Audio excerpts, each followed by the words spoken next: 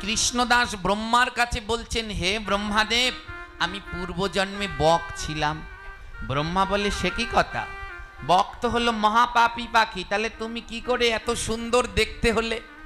বলে, জানেন, একবার আমি মাছ খেয়ে উড়ে যাচ্ছিলাম, আর ঠিক সেই সময় এক বেত আমাকে তীর মারে, আর সেই তীর গিয়ে আমার বুকে লাগে, আর আমি মৃত্যু যন্ত্রণায় ছটপট করতে লাগলাম।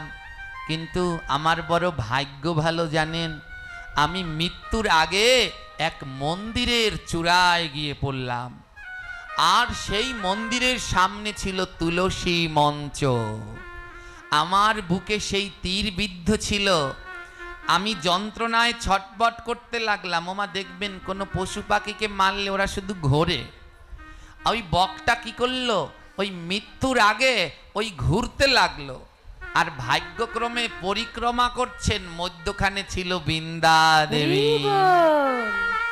বকটা বলল, আমি জানি না, আমি না জেনে মৃত্যু যন্ত্রণায় মৃত্যুর আগে ওই বৃন্দা দেবীকে 4 বার পরিক্রমা করলাম, আর বৃন্দা দেবীকে 4 বার পরিক্রমা করে আমি বৃন্দা দেবীর নিকটে দেহত্যাগ করলাম।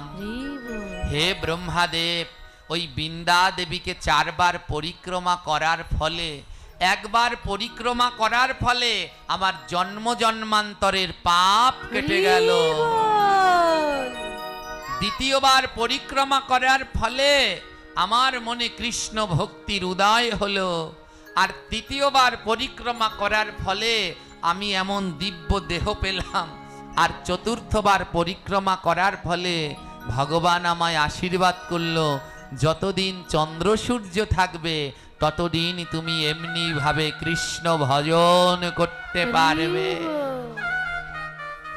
হে ব্রহ্মাদেব, আমি 4 বার বৃন্দা দেবীকে পরিক্রমা করবার ফলে আজ এই দিব্য দেহে লাভ করে এই ব্রহ্মাণ্ডে বসে আমি কৃষ্ণ নাম করছি।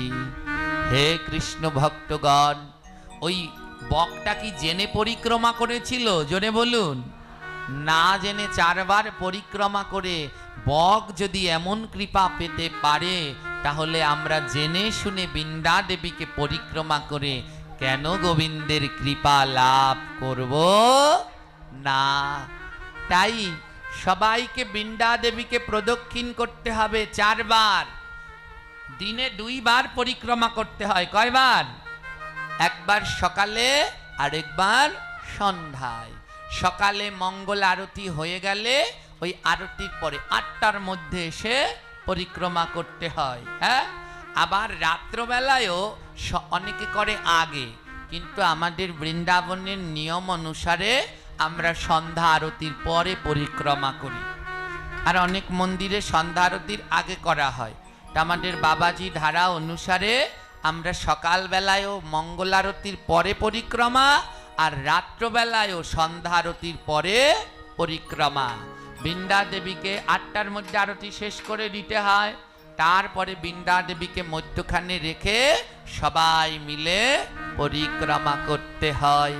ওমা, আপনাদের বারবার একটা কথা বলি, বাড়িতে বসে পরিক্রমা করলে হ্যাঁ কত গুণ ফল পাওয়া যায়?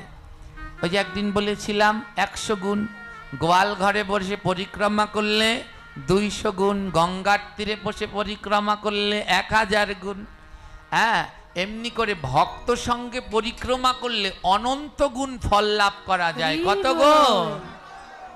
অনন্ত গুণ।